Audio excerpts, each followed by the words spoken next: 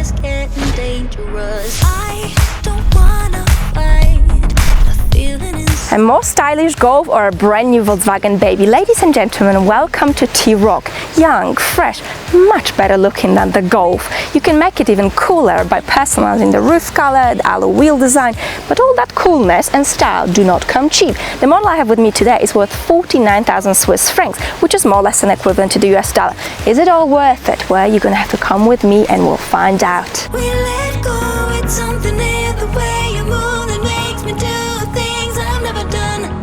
Yet tonight we lose it all. I'm broken, and even if the sky would fall. And how does it feel to drive the T Roc? Well, let's talk about the good things, shall we first? Overall, very good handling. You get this nice, joyful and very peaceful ride because the car is very quiet. The suspension manages to absorb most of the bumps and imperfections, very smooth. The visibility is good, there's not much obstructing your view here. Also, the rear visibility is pretty good. The seats, well, they're quite cool and very comfortable. Let's talk about the good things to start with. Once you enter this lovely vehicle, the cabin feels spacious, rather lovely and very practical because you've got plenty of storage here. The infotainment system, simple, easy to use, quite good looking. Speaking of systems, you can spec the T Roc with all sorts of safety systems and driving assistance, adaptive cruise control, lane assist, you name it. You can really beef it up. God, I look pale in this light. That's because a flu has attacked me.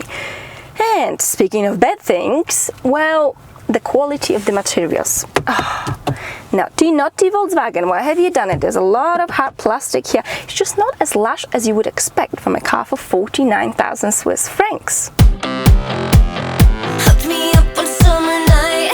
The model I have with me today is a 2-liter petrol engine which produces 190 horsepower, and actually it offers you more than you would expect from a car in this class. 7-speed automatic transmission, DSG gearbox, seamless, smooth, you can't feel the gear change at all, but when you put it to sport, oh yeah, once it kicks in, it actually shows it's a little bit aggressive.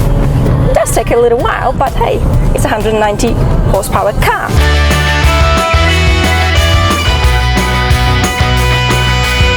Actually, it's very nifty and very zippy on curvy mountain roads. The steering is fairly sharp, there's plenty of grip, and the body doesn't roll at all.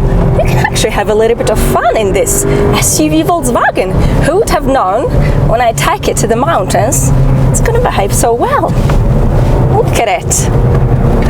Hello. Nice. Very nice.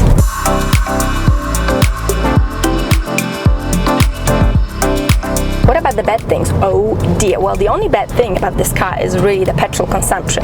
If you're driving calmly, quietly, you're going to use about 7 to 8 liters. However, if you push it a little bit harder in the sport mode, take it to a congested city or to the mountains, be prepared to spend about 10 to 11 liters, which is rather much for a car with 190 horsepower. But overall, it's a very well built, reliable German car. It is also a nice alternative to the been there, done that Golf. I mean, honestly, especially that you can spec this car in a rather cool way. Get a pink or leopard roof, for example.